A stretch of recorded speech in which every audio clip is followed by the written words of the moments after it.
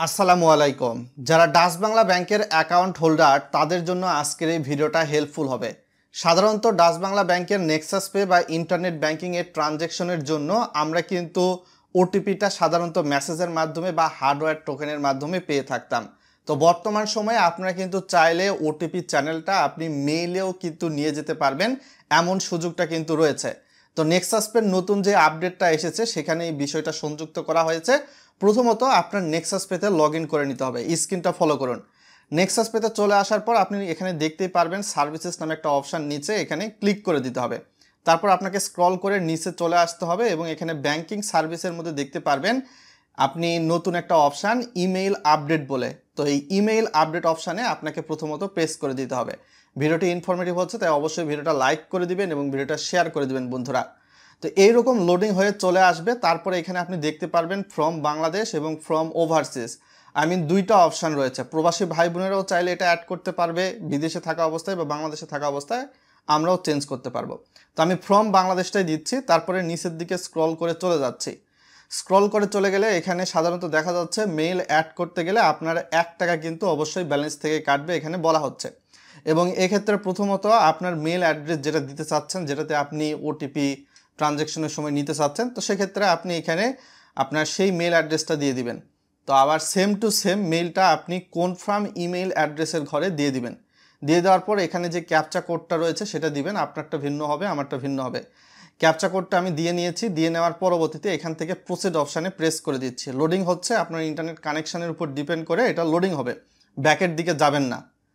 তো এখানে এখন বিস্তারিত বিষয় বলা রয়েছে। সাধারণত কার্ড ইনফরমেশান এখানে দিতে বলা হচ্ছে। তো আপনার ডাচ বাংলা ব্যাংকের অ্যাকাউন্টের বিপরীতে যে ডেবিট কার্ড বা প্রিপেইড কার্ডটা রয়েছে, তো সেই কার্ডের যে আপনার নামটা দেওয়া রয়েছে খোদাই করে লেখা, সেই নামটা এখানে লিখে দিবেন। বা আপনার ব্যাংক অ্যাকাউন্টের যে নামটা রয়েছে সেটা এখানে দিয়ে দিবেন। একই জিনিস, আপনার নামের মধ্যে যদি ডট থাকে এমএসটি বা এমডির পরে সেটা দিবেন। আর যদি ডট না থাকে সেটা দেওয়ার প্রয়োজন নেই, এখানে ডট সাপোর্ট করে। বুঝতে পারছেন? তারপর আপনার যে কার্ডটা রয়েছে সেই কার্ডের নাম্বারটা কিন্তু এখানে দিতে হবে। তো এটা একটা বিষয় আপনাদের জানিয়ে রাখি, আপনার হচ্ছে টাকা পে কার্ড বা মাল্টি কারেন্সি ভিসা কার্ড বা নেক্সাস পে কার্ড যদি না থাকে আপনি কিন্তু মেইল অ্যাড করতে পারবেন না, এই সুবিধাটা পাবেন না। দেশে বিদেশে উভয় জায়গায় আপনার এই মেইলের মাধ্যমে কিন্তু ওটিপি পাবেন না। তো আমরা এখানে সাধারণত দিয়ে দিলাম কার্ড নাম্বার, তারপর এখান থেকে পিন নাম্বার। তো সাধারণত পিন নাম্বার আপনার কার্ডের যে পিনটা থাকে সেটা আপনি এখানে দিবেন। দিয়ে দেওয়ার পর এখানে দেখতেই পাচ্ছেন নিচের দিকে সাবমিট নামে একটা অপশন রয়েছে, সেখানে প্রেস করে দিয়েছি। তারপর আপনার ফোনে একটা ওটিপি আসবে, ওয়ান টাইম পাসওয়ার্ড। ওটিপিটা দিয়ে গো অপশানে প্রেস করে দিবেন। এখানেও কিছুটা সময় কিন্তু লোডিং হবে।